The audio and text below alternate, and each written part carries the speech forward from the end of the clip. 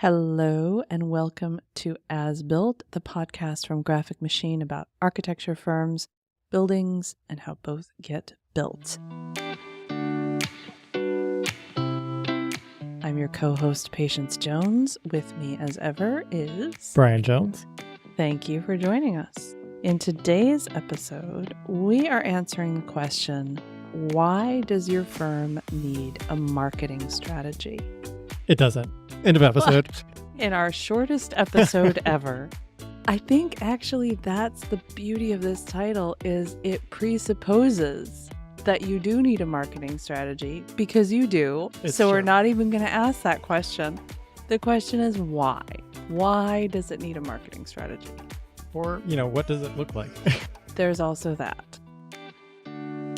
I think a lot of times whenever somebody says, well, you need a marketing strategy, everybody's hair stands on end because they think that a marketing strategy is just a lot of busy work. Mm-hmm. And it's a lot of answering questions that, I'm doing air quotes, everybody already knows the answer to. Yeah. And it's a pointless waste of time. Yes. Check, and check. So now that I've articulated the common view of marketing strategies, yes, would you care to disabuse us of that? Well, I think the most important thing that you are hoping to get out of a marketing strategy is, who are you trying to market to? And that is sort of the key, is identifying the people that will be receptive to your offering and making sure that everything that you're doing is aligned to go after that. Well, I'm gonna play the role of a cranky toddler for a moment, and I'm gonna say, why? Why does it matter who you're talking to? Well, I mean, in a world where you need to have the fewest amount of resources put towards getting the maximum number of clients, if you are trying to attract everyone, you will attract no one. But if you go after a very specific subset of the universe, you are more likely to be successful in capturing their attention. Correct.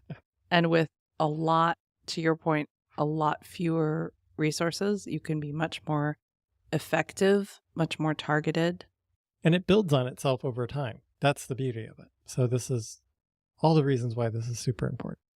I will also throw in another reason why you want to have a strategy, before we get to what does it look like, is so that you can measure against it and you know if what you're doing is working. If you don't have a strategy, and let's substitute the word plan for strategy. You don't have a plan and you just start doing stuff. How do you know that that stuff is working? Because you haven't assigned that stuff to service any particular goal. Yep. You're just doing it. And so from that standpoint, you're 100% successful because you're doing something. You're doing the thing you said you would do. But if you want to know how successful, is it resulting in anything that matters? How could it be adjusted to be more successful? Should you keep pouring money into it? That's why you need it.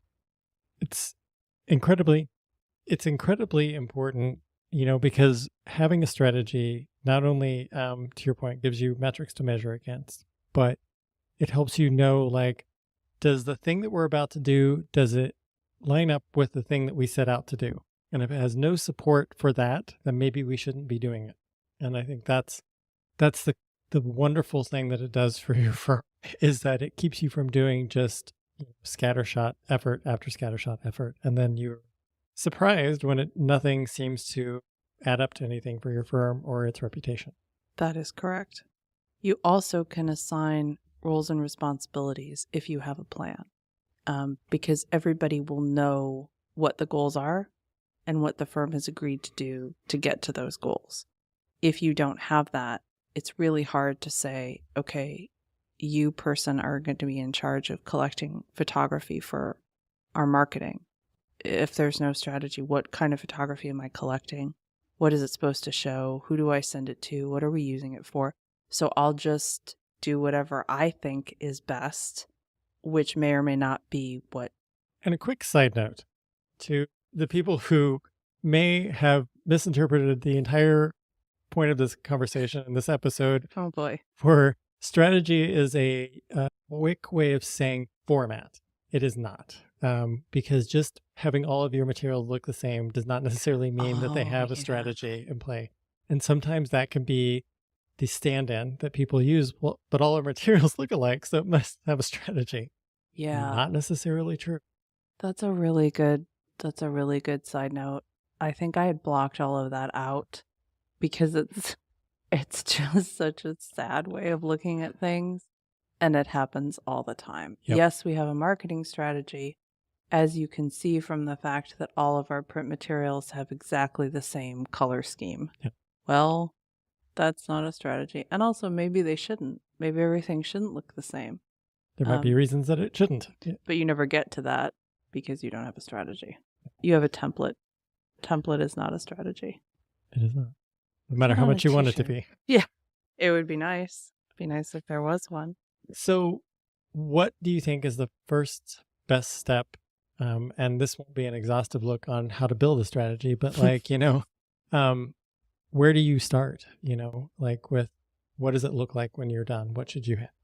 I mean, broad strokes, what you should have when you're done is a written document that says what you're trying to do and why, and how you know if it's succeeding.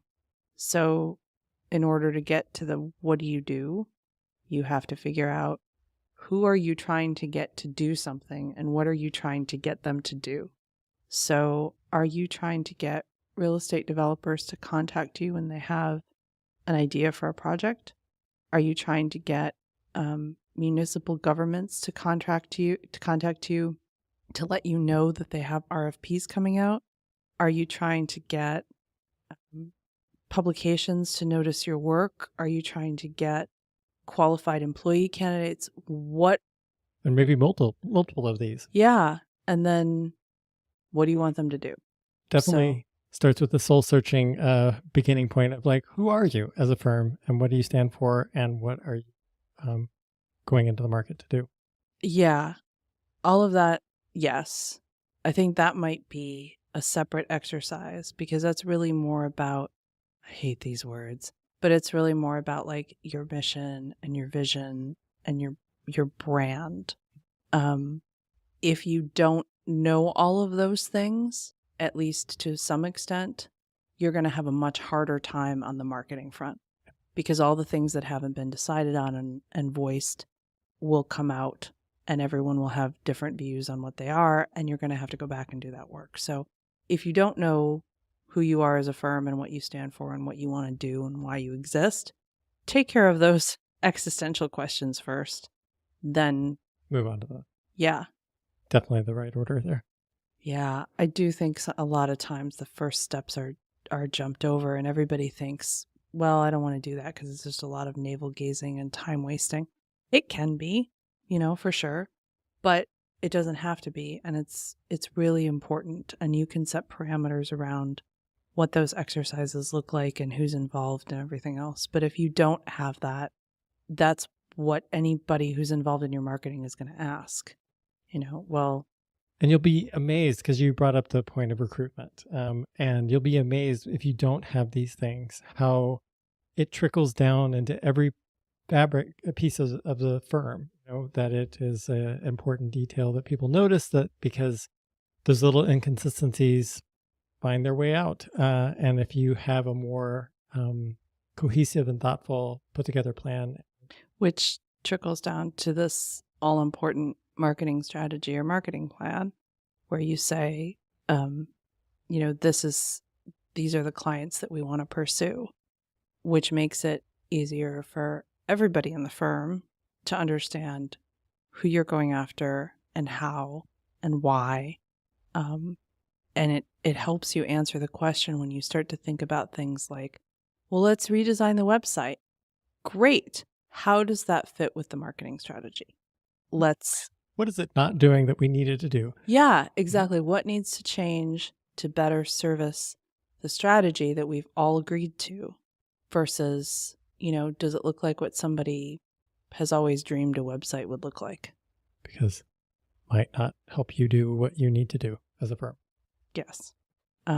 Which definitely takes, a marketing strategy. The downside to it I think depending on how you look at life, the downside is, well, it takes all the spontaneity out of everything, and it takes away all the opportunity to just, have these amazing insights and road to Damascus moments where you just decide you're going to, blow it all up and do something.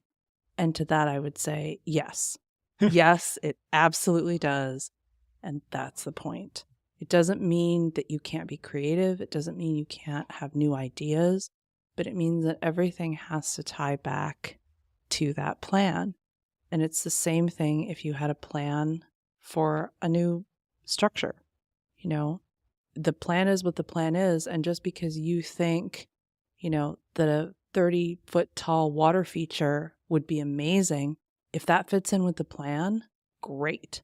If it doesn't, you can't just tack it on and expect everything to work. Well, when you're putting something on a foundation, if you decide to change something much higher in the structure, you can't just redo the foundation, and not have it have a significant impact on what's above. So it all plays out in the analogies.